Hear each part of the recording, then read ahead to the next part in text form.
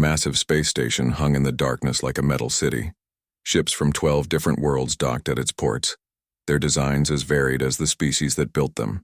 This was Nexus Prime, the meeting place where the galaxy's most important decisions were made.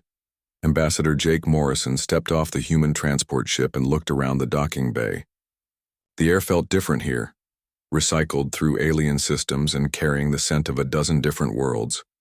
Behind him, Colonel Lisa Barnes checked her datapad one more time while Pete Rodriguez adjusted his diplomatic robes. Another day of talking, Barnes muttered. She was a soldier, not a politician, and these long meetings made her restless. Talking is what keeps wars from spreading, Rodriguez replied, though his voice showed he wasn't entirely convinced either. Jake said, "Nothing." He had been Earth's voice in the galaxy for 3 years now, and he had learned that sometimes talking wasn't enough. Sometimes the galaxy needed action, but humans were still new here. The other species saw them as curious newcomers with interesting ideas but little real power. They walked through corridors filled with beings Jake still found amazing. The tall, blue-skinned Altarians moved with graceful steps, their merchant minds always calculating profit. The rock-like Centaurans rolled slowly on their lower limbs, ancient and wise but slow to act. The Zephyrians floated past in their environmental suits, their gas-based bodies invisible except for the faint glow they gave off. The council chamber was enormous, with seating areas designed for every type of alien body. Jake and his team took their small section in the back corner, the same spot they had occupied for 2 years. The humans were observers here, not decision-makers. Elder Kira Vell from the Viridian Alliance sat in the center area, her 4 arms folded in the gesture humans had learned meant deep sadness. Her people were losing the war and everyone knew it. Across from her, General Vex Theron of the Krex Empire sat with his massive frame taking up twice the space of any other delegate. His red eyes scanned the room like a predator watching prey. "Today, we discuss the ongoing conflict in the Outer Rim sectors," announced the Altarian chairman. His voice was smooth and practiced, the voice of someone who had run these meetings for many years. "The Krex Empire has requested permission to address the council first." General Theron stood up, his movements making the floor shake slightly. When he spoke, his voice was like grinding stone. "The Krex Empire brings news of victory. The Viridian colony world of Seren 7 has fallen to our forces. Order has been restored to another sector of space." The holographic display in the center of the room lit up with images from the conquered world. Jake felt his stomach tighten as he watched the footage. These weren't military targets being destroyed. These were homes, schools, hospitals. The Krex called it restoring order, but what Jake saw was systematic destruction of everything that made a world worth living on. Children ran through burning streets, separated from their families. Elderly Viridians were loaded onto transport, ships like cargo. Ancient temples and libraries, repositories of thousands of years of culture, were blown apart by Krex explosives. "This is necessary action," Theron continued.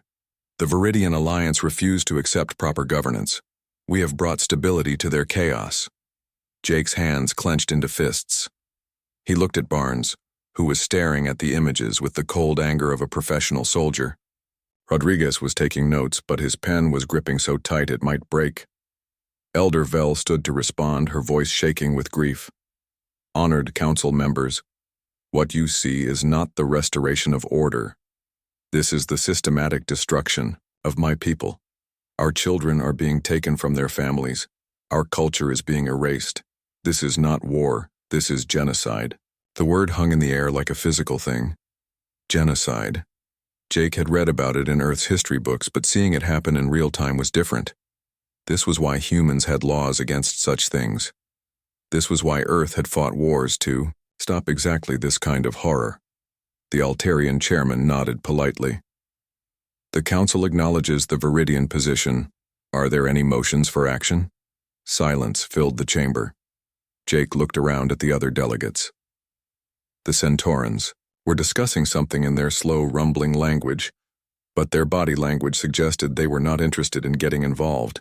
The Zephyrians simply floated in their section, their glow dimming in what Jake had learned was their version of looking away. The Altarian trade representative stood up. While the Altarian Commerce Guild sympathizes with Viridian losses, we must consider the economic impact of any intervention. The Krex Empire controls 17 major trade routes. Military action could disrupt commerce across 3 sectors. More delegates spoke, each finding reasons why action was impossible. Too expensive, too dangerous, not their problem. The Universal Peace Treaty prevented interference in internal conflicts. The balance of power must be maintained. Jake listened, to excuse after excuse. These beings had the power to stop what was happening, but they were choosing not to act. They were comfortable in their neutrality, while an entire species was being wiped out. General Theron stood again, his confidence growing with each speaker who refused to act. The Krex Empire appreciates the Council's wisdom. We shall continue our operations to bring order to the remaining Viridian worlds. Perhaps when they learn to accept proper governance, this unpleasantness can end. The threat was clear. Submit or be destroyed, and the galaxy was going to let it happen. Jake made notes in his datapad, but his mind was elsewhere. He was thinking about Earth's history, about the times when good people did nothing and evil flourished. He thought about the promises humans had made to themselves after their own dark periods. Never again. Those were the words carved into memorials on Earth. The session ended with no action taken, just as Jake had expected. The delegates filed out, already planning their evening meals and entertainment. Another day of discussion, another day of inaction. General Theron left with a smile on his cruel face, while Elder Vel sat alone in her section, her grief visible to anyone who cared to look. But Jake Morrison was no longer just looking. For the first time since becoming Earth's ambassador, he was planning to act. As the chamber emptied, Barnes and Rodriguez joined him at their seats. The colonel was the first to speak. "Sir, we can't just sit here and watch this happen." Rodriguez nodded. "The legal framework exists for humanitarian intervention. We could make a case." Jake stood up slowly, his decision made. Tomorrow's session was going to be very different. The galaxy was about to learn that when humans decided something needed to stop, they found a way to stop it. "Prepare the overnight. Reports to Earth," he told his team. "And Colonel, I want our fleet readiness status updated immediately." The war was about to change, and so was humanity's place in the galaxy. Jake Morrison did not sleep well that night. He stood by the window of his quarters on Nexus Prime, looking out at the stars. Somewhere out there, Viridian families were being torn apart while the galaxy's leaders made excuses. He thought about his own daughter back on Earth, safe in her school, free to play with her friends. The Viridian children would never have that chance if nothing changed. Colonel Barnes knocked on his door at dawn. "Sir, Earth Command responded to our overnight report. They're asking for clarification on your intentions." Jake smiled grimly. Earth Command knew him well enough to recognize when he was planning something big. "Tell them they'll have their clarification in about 2 hours." Rodriguez joined them for breakfast, his diplomatic training making him nervous about what he sensed was coming. "Ambassador, whatever you're planning, we should discuss the political consequences. Humanity has worked hard to build relationships." "Here." "What relationships?" Jake asked, stirring his coffee. "We sit in the back corner and watch genocide happen. We nod politely while children are murdered." "That's not diplomacy, Pete. That's cowardice." Barnes spread intelligence reports across the table. Our analysts finished their review. The Krexi military is strong but not unbeatable. They rely on fear and overwhelming numbers. They've never faced an enemy that fights back the way humans do. Jake studied the reports.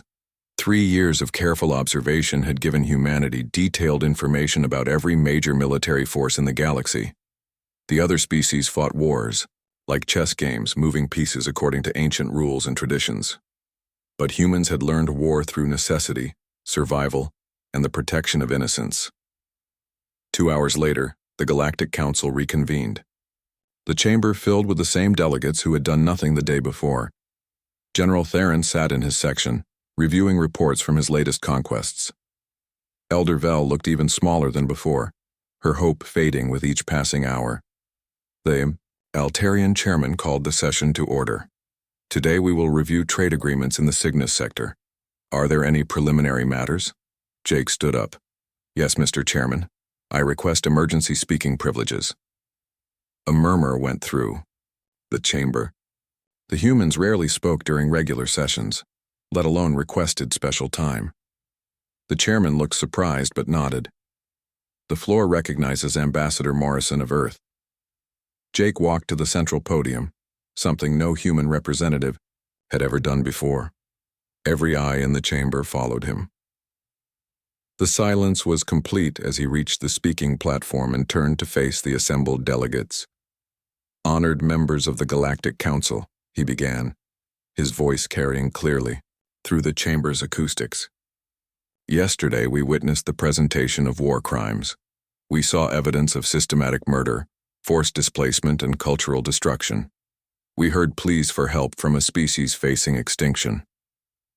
General Theron shifted in his seat, his red eyes narrowing. The other delegates leaned forward, unsure where this was going. Jake continued, his voice growing stronger. We also witnessed the galaxy's response to these crimes. Excuses, economic concerns, political calculations, everything except action to stop innocent people from dying. The Altarian chairman tried to interrupt. Ambassador Morrison, if you wish to make a formal complaint, there are proper channels. I'm not making a complaint, Jake said, cutting him off. I'm making an announcement. The United Earth Federation hereby declares our intention to enter this conflict on behalf of the Viridian Alliance, effective immediately. The chamber exploded into chaos. General Theron roared to his feet, his massive frame towering over everyone else. You dare threaten the Krex Empire? Your pathetic little species controls 4 star systems and has been in space for barely 20 years. Elder Vel began weeping, but now her tears were of hope rather than despair. The Altarian delegates shouted questions about trade implications. The Centaurans rumbled among themselves in their slow language, while the Zephyrians' glow flickered, rapidly in agitation. Jake waited for the noise to die down, then spoke again. For 3 years, humanity has observed galactic civilization. We have learned your customs, studied your histories, and tried to understand your ways. What we have learned is that good people doing nothing is how evil succeeds. The Zephyrian delegate floated forward slightly. Human Morrison, your species lacks the military capacity for such intervention. This is emotional reaction, not logical policy. Barnes stepped up beside Jake, her military bearing evident in every movement. With respect, delegate, you might want to review your intelligence files. Our capabilities may surprise you. She activated her datapad, and the chamber's central display lit up with information that made several delegates gasp. Human fleet compositions, training programs, tactical doctrines, and weapon systems that most of the galaxy had never seen before. The numbers were small compared to major powers like the Krex, but the technology and methods were completely different. From anything in galactic databases, Rodriguez joined them at the podium, his diplomatic training taking over. The legal framework for humanitarian intervention exists within galactic law. Article 15 of the Universal Peace Treaty allows for action to prevent genocide when the Council fails to act. The Altarian chairman was shuffling through documents, frantically. That article has never been invoked. The procedural requirements have been met, Rodriguez interrupted. Formal complaint filed yesterday. Council session to address the complaint held this morning. No action taken despite clear evidence of genocide. Article 15 is now active. General Theron's voice boomed across the chamber. You insects cannot stand against the Krex Empire. We have conquered 18 worlds and defeated armies 10 times your size. Jake looked directly at the Krex general, his voice calm and steady. General Theron, you have conquered planets full of people who follow galactic conventions of warfare. You have defeated enemies who fight according to established rules and traditions. You have never faced humans. The simple statement hung in the air like a challenge. Other delegates began calculating frantically. Humanity was small, but they had surprised everyone before. Their first contact had been achieved through technology that should have been impossible for their level of development. Their diplomatic approach was unlike anything in galactic history. The Centauran elder spoke, his voice like grinding rocks. "Human Jake, what can your small fleets accomplish that our combined forces cannot?" Jake smiled, and somehow that smile was more frightening than any threat. "You're about to find out what humans do when we decide something needs to stop." Barnes was already working on her communications device. "Admiral Carter, this is Colonel Barnes. The ambassador has made the declaration. Begin fleet movement to Kaos 4. Authorization code Sierra 77. The transmission went out on open channels, letting every delegate hear it. Somewhere in space, human ships were already moving toward their first battle in a galactic war. Elder, Vel stood up, her voice shaking with emotion. "On behalf of the Viridian Alliance, we accept Earth's offer of assistance. Our people will remember this day forever." Jake nodded to her, then turned back to the assembly. "This council had a chance to do the right thing. You chose politics over principles. Now humanity will show you what the right thing looks like." As Jake walked back to his section, the chamber erupted in arguments, threats, and frantic communications. Some delegates were calling their governments. Others were calculating how this would affect their own positions. A few were quietly considering which side they wanted to be on when the dust settled. The Krex general was still shouting threats, but Jake noticed other Krex delegates looking worried. They knew their military better than anyone, and they were probably wondering the same thing everyone else was. What exactly were these humans capable of? Within hours, the entire galaxy would know. The human fleet was already moving, and Jake, Morrison had just changed the course of galactic history with a simple declaration. Sometimes, when talking failed, action was the only language left. The war was no longer just between the Krex and the Viridians. Humanity had entered the game, and nothing would ever be the same. 3 days after Ambassador Morrison's declaration, the human fleet arrived at Kaos 4. The Viridian system hung in space like a collection of blue-green jewels, beautiful and peaceful. It would not stay peaceful much longer. Captain Ryan Walsh stood on the bridge of the UES Constitution, watching his tactical displays. 30 human ships faced off against 67 Krex vessels that had been preparing to invade another Viridian world. The numbers looked bad, but Ryan had fought against worse odds during the Titan colony uprising. "Admiral Carter, this is Constitution. We have visual contact with the Krex fleet," Ryan reported into his communicator. Admiral Susan Carter's voice came back from the UES Liberty, calm and professional. "Understood, Captain. All ships report ready. Let's show these aliens how humans fight." The Krex fleet moved into standard battle formation, their massive ships spreading out in a pattern that galactic military academies had taught for 300 years. It was textbook perfect, designed to maximize firepower while protecting the largest vessels. General Korax, the Krex fleet commander, had used this formation to conquer 12 worlds, but he had never fought humans before. Ryan smiled as he watched the enemy formation develop. "Navigation, take us into the asteroid field. All ships, follow. Constitution's lead." The human fleet did something no galactic commander expected. Instead of forming up for a traditional long-range battle, they dove straight into the nearby asteroid field. The Krex computers calculated that this was either suicide or stupidity. They were wrong on both counts. Lieutenant Commander Amy Foster led her boarding team through the Constitution's docking bay, checking her equipment one final time. Behind her, 20 Marines prepared for something no species in the galaxy had attempted during space combat. They were going to board enemy ships while the battle was still fighting. "Remember," Amy told her team, "these Krex rely on their thick armor and heavy shields. They're not expecting anyone to get inside their ships. Move fast, hit hard, and get to their bridge systems." Major Carlos Singh nodded from across the bay. His team would target the Krex flagship's engine room while Amy went for the command center. It was crazy, dangerous, and completely against every rule of galactic warfare. In other words, it was perfectly human. The battle began with long-range energy blasts, just like every space fight for the past 5 centuries. The Krex opened fire with their massive plasma cannons, sending bolts of destructive energy toward the human ships.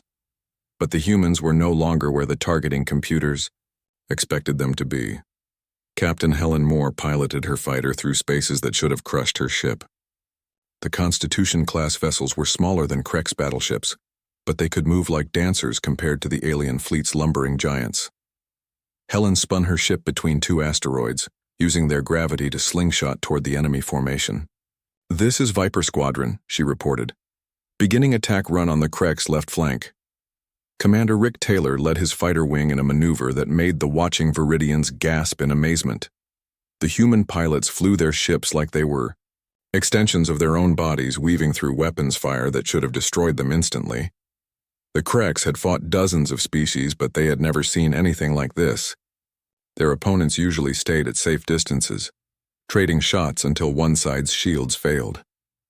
These humans flew straight into the killing zone and somehow survived. On the Constitution's bridge, Ryan watched his tactical display with satisfaction. The Krex were trying to adjust their formation, but their ships were too big and slow to match human maneuvers. "Boarding teams, prepare for launch. We're going to give them a surprise they'll never forget."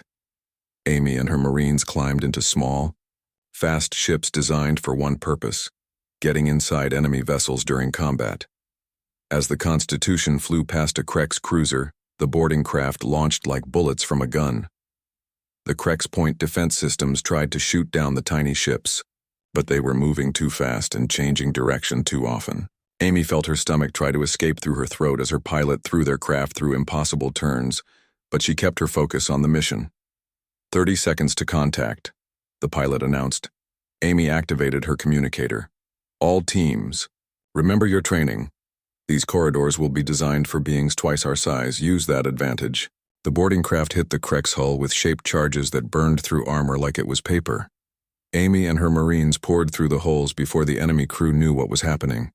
The inside of a Krex ship was built for giants. The corridors were wide enough for 3 humans to walk side by side, and the ceilings were 4 meters high.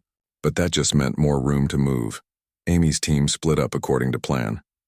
Half went toward the bridge while the other half secured their entry point. The Krex crew they encountered were completely unprepared for combat inside their own ship. They carried weapons designed for ship-to-ship fighting, not close-quarters battle in narrow spaces. The humans carried weapons designed for exactly this kind of fight. "Bridge secured," Amy reported 15 minutes later. "We have control of their navigation and weapons systems." Similar reports came in from other boarding teams throughout the Krex fleet. Major Singh had taken the flagship's engine room. Lieutenant Jim Parker controlled the communications center of another cruiser. Captain Susan Reed's team had captured the fleet's supply coordinator. General Korax watched his tactical display in growing horror. Half his fleet was reporting internal security breaches. Ships were going offline or changing course without orders. Some were even firing on their own vessels as human teams took control of their weapons. "How is this possible?" he roared at his staff. "No species fights this way." His tactical officer, a young Krex named Vex, looked up from his instruments, with fear in his red eyes. "General, 3 more ships have lost bridge control. The humans are fighting inside our vessels during active combat. Our tactical computers have no protocols for this scenario." On the UES Liberty, Admiral Carter coordinated the battle with calm precision. Her ships moved through the Krex formation like wolves hunting elk, striking weak points and disappearing before the enemy could respond effectively. "Constitution, this is Liberty. Excellent work on those boarding actions. Can you maintain control of the captured vessels?" Ryan checked his reports. "Affirmative, Admiral. We have 17 Krex ships under partial or complete control. Their fleet cohesion is breaking down. The battle that General Korax had expected to win in 3 hours was over in 6, not because the humans had destroyed his fleet, but because they had taken it apart from the inside while fighting it from the outside." As the remaining Krex ships retreated in disorder, the human fleet regrouped near the Viridian colonies they had just saved. The local population sent messages of gratitude that brought tears to the eyes of hardened Marines. But Admiral Carter was already thinking about the next battle. The galaxy was about to learn that when humans decided to fight a war, they didn't follow anyone else's rules. They made their own. News of the victory spread faster than the retreating Krex fleet. Across the galaxy, species that had remained neutral suddenly began reconsidering their positions. The Krex Empire, which had seemed unstoppable for 3 years, had just suffered their first major defeat, and humanity was just getting started. 2 weeks after the victory at Kaos 4, the galaxy was still trying to understand what had happened. Military analysts from every major species studied the battle recordings, but none could explain how 30 human ships had defeated a Krex fleet, twice their size. Commander Tom Phillips stood in the ruins of what had once been a Viridian school on the planet Seren 7. His engineering team worked around him, rebuilding power systems and water treatment facilities that the Krex had destroyed, for no military reason. The children who should have been learning in these classrooms were scattered across refugee camps, but Tom was determined to bring them home. The power grid should be back online by tomorrow, he told Dr. Nancy Roberts, the human medical officer, treating wounded civilians in the next building. Your hospital equipment will have full power. Nancy looked up from bandaging a young Viridian's arm. The child had been separated from his parents during the Krex attack and hadn't spoken since. Thanks, Tom. These people have been through hell, but they're starting to hope again. That was the thing about humans that confused other species. Most galactic civilizations fought wars to gain territory, resources, or political advantage. When they won, they took what they wanted and left. Humans fought for different reasons, and they acted differently after victory. Every world the humans liberated saw the same pattern. Medical teams arrived before the shooting stopped. Engineers began rebuilding infrastructure while Marines were still clearing out enemy positions. Teachers started schools in refugee camps. It was as if humans saw war not as conquest, but as a necessary step toward peace. Captain Steve Morrison led his special operations team through the underground tunnels of Krex Fortress World Valar 3. Above them, a massive Krex stronghold held 3,000 Viridian prisoners. The fortress was supposed to be impossible to attack, built into a mountain with weapons that could destroy approaching fleets. But Steve's team hadn't approached from space. They had landed on the other side of the planet and tunneled for 6 days to reach this point. The Krex had never imagined anyone would try such an approach. Motion sensors show guards changing shift in 10 minutes, whispered Major Linda Chen, checking her scanner. That's our window. Steve nodded. His team had studied the fortress for weeks, learning the daily routines of their enemies. The Krex were efficient but predictable. They followed the same schedules, walked the same patrol routes, and never expected the unexpected. Remember, we're here for the prisoners, Steve told his team. Every life we save makes this worth it. The rescue operation began at midnight. Steve's team moved through the fortress like shadows, using their smaller size to hide in spaces the Krex couldn't fit. They disabled security systems, avoided guard patrols, and reached the prison levels without raising any alarms. What they found there made even hardened Special Forces soldiers angry. The Viridian prisoners were kept in cells designed to break their spirits. Families were separated. The sick were left untreated. Children were isolated from adults to make them easier to control. This ends now, Steve whispered into his communicator. Rescue took 4 hours. Steve's team had to move carefully to avoid detection while freeing 3,000 prisoners. Major Chen led groups of freed Viridians through escape routes while Steve's Marines held security checkpoints. By dawn, every prisoner was free, and the fortress was empty except for confused Krex guards who couldn't understand how their impregnable stronghold had been emptied overnight. The rescue operation made news across the galaxy. Other species began to understand that humans didn't just fight differently, they thought differently. Where others saw impossible fortresses, humans saw engineering challenges. Where others accepted casualties as unavoidable, humans found ways to save lives. Admiral Patricia Lee commanded the human fleet defending the Centauri Junction, a key strategic point that connected 4 star systems. Intelligence reports said the Krex were planning to destroy the entire junction rather than let humans control it. The explosion would kill millions of civilians on nearby worlds. They're really going to do it, her tactical officer reported. Krex fleet approaching with planet-killer weapons.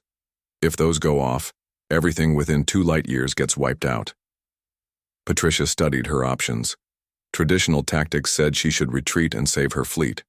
The Krex had overwhelming firepower, and the junction was impossible to defend against their new weapons. But traditional tactics didn't account for human creativity. All ships, implement Operation Lighthouse, Patricia ordered. We're going to save those worlds and capture the Krex fleet at the same time. Her plan was brilliant in its simplicity. Instead of fighting the Krex fleet directly, her ships created a gravity trap using the junction's natural physics. The enemy fleet found themselves pulled into a controlled spiral that prevented them from using their planet-killer weapons while leaving them vulnerable to human boarding actions. "Admiral, we have control of the Krex flagship," reported Captain Julie Parker from her boarding team. "General Vex Theron is in custody." The capture of the infamous Krex general was broadcast across every communication network in the galaxy. But what happened next surprised everyone even more than the military victory. Instead of executing their prisoner, or using him for propaganda, the humans provided medical treatment for his injuries and placed him in protective custody. When Krex loyalists tried to assassinate him for failing in his mission, human guards died protecting the enemy general, who had ordered the deaths of millions. "Why?" General Theron asked Dr. Roberts as she treated his wounds. "Why do you save the life of your enemy?" Nancy continued working on his injuries, her voice calm and professional. "Because that's what civilized people do. We fight to protect the innocent, not to create more suffering." The exchange was recorded by medical staff and somehow found its way onto galactic news networks. Across the galaxy, beings who had grown up with endless cycles of revenge and retaliation saw something they had never imagined, an enemy showing mercy to those who had shown none. The effect was immediate and dramatic. Krex military units began surrendering rather than fighting to the death. Entire Krex colonies requested human protection from their own government. The Krex Empire, built on fear and brutality, began collapsing from within as their own people chose a different path. Other galactic powers took notice. The Altarian Commerce Guild quietly began offering trade deals that favored human colonies. The Centauran Federation requested human military advisors to train their forces in humanitarian combat operations. Even the isolationist Zephyrian Collective sent diplomatic messages through intermediary species. Colonel Frank Davis found himself assigned as military advisor to Admiral Zen of the Centauran Federation. The ancient Centauran commander was fascinated by human tactical doctrine. "Your species fights not just to win battles but to win peace," Admiral Zen observed during a strategy meeting. "This is wisdom our military academies do not teach." Frank nodded, reviewing intelligence reports from across the war zone. "War should be the last resort, but when you have to fight, you should fight in a way that makes lasting peace possible." The conversation was interrupted by urgent reports from the front lines. 3 more Krex worlds had surrendered without fighting. Their populations were requesting human occupation forces to protect them from loyalist troops. The war was changing, faster than anyone had expected. What had begun as a simple intervention to stop genocide had become something much larger. Humanity was not just winning battles, they were transforming the nature of galactic civilization itself. In refugee camps across former Krex territory, human aid workers like Captain Susan Reed helped establish new governments based on democratic principles. The former subjects of the Krex Empire were learning what it meant to choose their own leaders and make their own laws. The galaxy watched in amazement as worlds that had known only oppression for generations began building free societies. And at the center of it all were humans, teaching by example that strength could be used to protect rather than dominate. The Krex Empire was crumbling, but something better was taking its place. And the galaxy was beginning to understand that when humans decided to fight a war, they weren't just trying to win, they were trying to make sure no one would ever have to fight that war again. 6 months after Ambassador Morrison's declaration, the war was over. But it hadn't ended the way anyone expected. The Krex Empire hadn't been destroyed by human weapons. It had collapsed from within as its own people chose freedom over oppression. Across former Krex territory, new governments were forming with human advisors helping to write constitutions and establish democratic institutions. Jake Morrison stood in the rebuilt Galactic Council chambers on Nexus Prime, but everything had changed. The room was larger now, with spaces for representatives from 47 different species instead of the original 12. Many of the new members were former Krex colonies that had declared independence. The chair recognizes Ambassador Morrison of the United Earth Federation, announced the new council president, Elder Kira Vell of the Viridian Alliance. Her people had not only survived genocide, but had been chosen to lead the reformed galactic government. Jake approached the central podium, the same place where he had declared war 6 months earlier, but today he came not as a warrior, but as an architect of peace. "Honored delegates," he began, his voice carrying to every corner of the packed chamber. "We gather today not to discuss the end of a war, but the beginning of a new age for galactic civilization." The transformation had been remarkable. The old Galactic Council had been a place where powerful species made deals while weaker ones suffered in silence. The new Galactic Alliance was built on different principles. Every species had an equal voice, and no one could be ignored when they asked for help. General Kate Sullivan, recently promoted after the war, sat in the military advisor section reviewing reports from across the galaxy. The new Galactic Defense Force was unlike anything that had existed before. Instead of competing national fleets, 47 species were learning to work together under unified command. Admiral Carter reports that joint training exercises in the Vega system are exceeding expectations, Kate told her aide. The Altarian pilots are adapting well to human tactical methods. The aide, a young Centauran named Rock Singer of Deep Places, rumbled his agreement. The integration protocols you designed are being adopted by 6 more species this month. They say human methods are difficult but effective. Kate smiled. The new military doctrine wasn't just about winning battles. It was about preventing them. When potential conflicts arose, mixed species teams could respond with understanding of all cultures involved. Diplomacy backed by overwhelming but carefully controlled force was proving much more effective than the old system of threats and retaliation. At his office in the new Galactic Alliance headquarters, Jake reviewed reports from worlds across known space. Commander Julie Parker had just sent an update from former Krex territory, where she was helping establish courts and police forces based on human concepts of justice and law enforcement.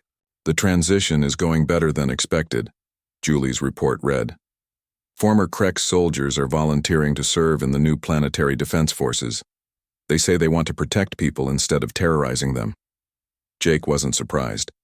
Humans had learned that most people, regardless of species, wanted the same basic things: safety for their families, freedom to make their own choices, and hope for a better future. The Krex Empire had denied these things to its own people as much as to its victims. A chime announced an incoming communication from Earth. President Sarah Martinez appeared on Jake's screen, smiling with pride and exhaustion. "Congratulations, Ambassador. The Senate just approved the Galactic Alliance Treaty by unanimous vote. Earth is officially committed to the new interstellar government." Jake nodded.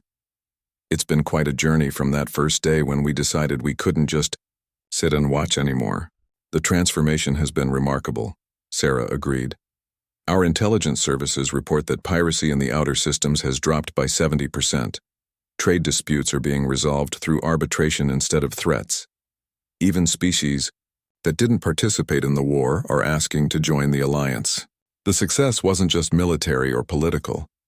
Dr. Nancy Roberts had established medical exchanges that were teaching alien doctors human techniques for trauma treatment and psychological healing. Commander Tom Phillips led engineering teams that were rebuilding infrastructure on 23 worlds. The Galactic Alliance was proving that cooperation achieved more than competition. Paul Adams, the new general commanding Alliance ground forces, had just returned from the former Krex homeworld. His report to Jake was encouraging but sobering. "The young Krex are embracing the new system," Paul explained during their meeting. "But the older generation is struggling to adapt. 50 years of military dictatorship doesn't disappear overnight. That's why we're here for the long term," Jake replied. "Democracy isn't something you can impose from outside. It has to grow from within. But sometimes it needs protection while it takes root." The biggest change was in how conflicts were resolved. When the Rigelian Mining Consortium tried to claim Altarian territory, the old system would have led to trade wars or military confrontation. Instead, alliance mediators led by humans found a solution that benefited both species while protecting environmental concerns raised by the Zephyrians.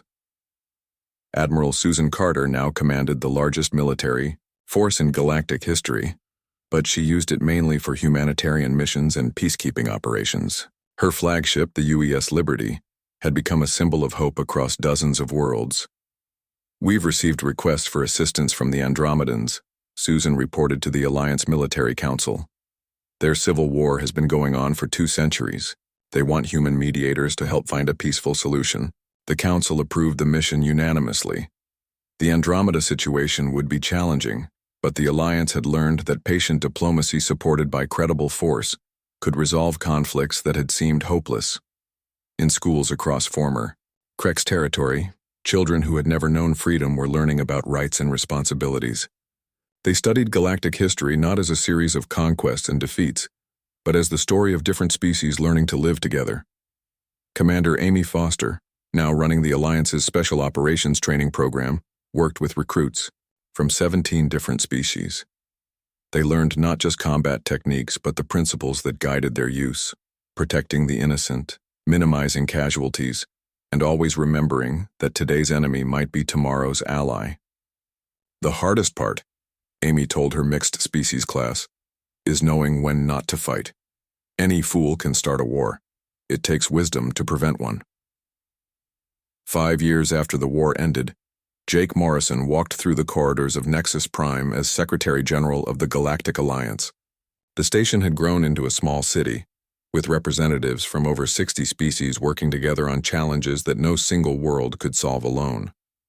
Through the massive observation windows, he could see ships from dozens of worlds docked together.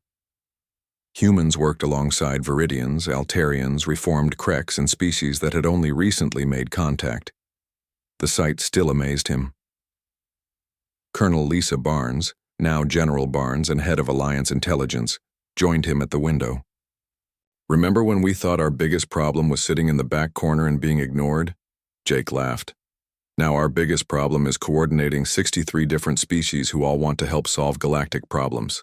It's a better problem to have." As they watched, a new ship arrived at the docking ports.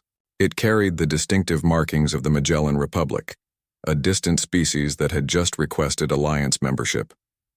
Soon, there would be 64 voices in the council chambers, 64 perspectives on how to build a better galaxy.